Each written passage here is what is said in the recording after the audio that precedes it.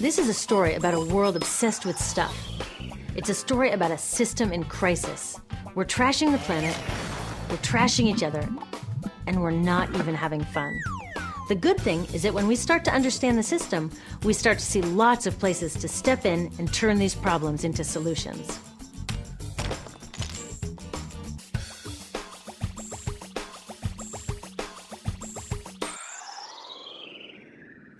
The other day, I couldn't find my computer charger.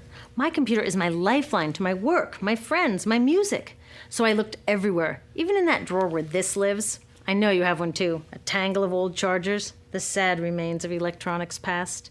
How did I end up with so many of these things? It's not like I'm always after the latest gadget. My old devices broke or became so obsolete I couldn't use them anymore. And not one of these old chargers fits my computer. Ugh! This isn't just bad luck. It's bad design. I call it design for the dump.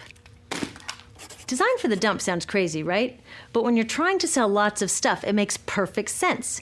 It's a key strategy of the companies that make our electronics. In fact, it's a key part of our whole unsustainable materials economy. Design for the dump means making stuff to be thrown away quickly. Today's electronics are hard to upgrade, easy to break, and impractical to repair. My DVD player broke and I took it to a shop to get fixed. The repair guy wanted $50 just to look at it. A new one at Target cost $39. In the 1960s, Gordon Moore, the giant brain who invented the semiconductor, predicted that electronics designers could double processor speed every 18 months. So far, he's been right. This is called Moore's Law. But somehow, the bosses of these genius designers got it all twisted up. They seem to think that Moore's Law means every 18 months we have to throw out our old electronics and buy more. Problem is, the 18 months that we use these things are just a blip in their entire life cycle. And that's where these dump designers aren't just causing a pain in our wallets, they're causing a global toxic emergency. You see, electronics start where most stuff starts, in mines and factories. Many of our gadgets are made from 1,000 different materials, shipped from around the world to assembly plants. There, workers turn them into products using loads of toxic chemicals like PVC, mercury, solvents, and flame retardants. Today, this usually happens in far-off places that are hard to monitor, but it used to happen near my home in Silicon Valley, which, thanks to the electronics industry, is one of the most poisoned communities in the US. IBM's own data revealed that its workers making computer chips had 40% more miscarriages and were significantly more likely to die from blood, brain, and kidney cancer. The same thing is starting to happen all around the world. It turns out the high-tech industry isn't as clean as its image.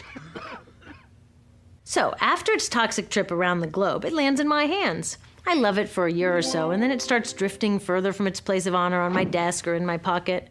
Maybe it spends a little time in my garage before being tossed out.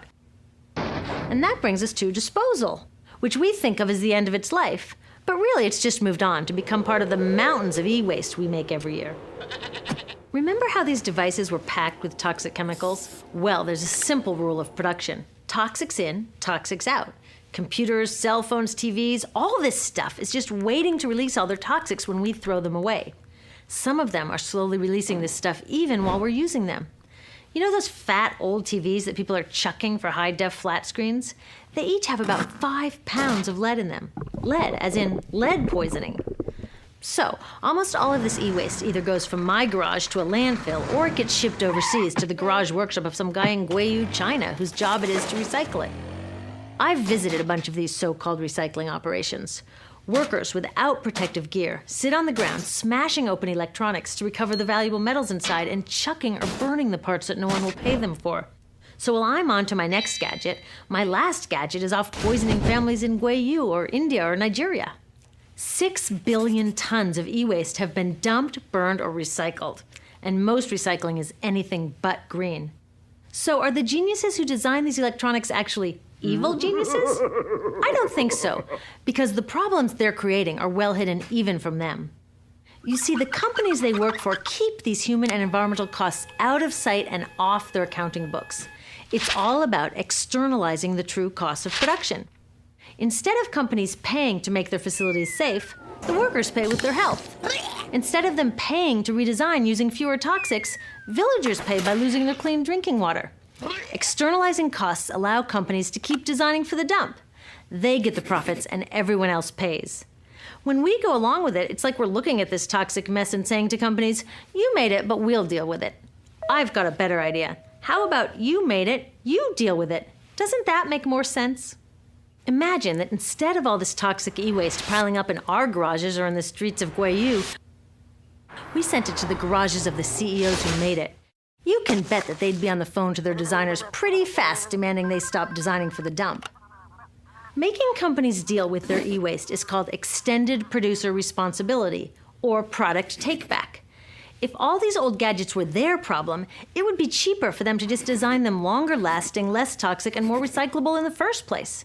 They could even make them modular so that when one part broke, they could just send us a new piece instead of taking back the whole broken mess. Already, take-back laws are popping up all over Europe and Asia.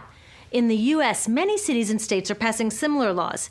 These laws need to be protected and strengthened. It's time to get these brainiacs on our side. With take-back laws and citizen action to demand greener products, we can start a race to the top, where designers compete to make long-lasting, toxic-free products. So let's have a green Moore's Law. How about the use of toxic chemicals will be cut in half every 18 months? The number of workers poisoned will decline at an even faster rate. We need to give these designers a challenge they can rise to and do what they do best: innovate. Already, some of them are realizing they're too smart to be dump designers and are figuring out how to make computers without PVC or toxic flame retardants. Good job, guys. But we can do even more. When we take our e-waste to recyclers, we can make sure they don't export it to developing countries. And when we do need to buy new gadgets, we can choose greener products. But the truth is, we are never going to just shop our way out of this problem, because the choices available to us at the store are limited by the choices of designers and policymakers outside of the store. That's why we need to join with others to demand stronger laws on toxic chemicals and on banning e-waste exports. There are billions of people out there who want access to the incredible web of information and entertainment that electronics offer. But it's the access they want, not all the toxic garbage. So let's get our brains working on sending that old design for the dump mentality to the dump where it belongs, and instead building an electronics industry and a global society that's designed to last.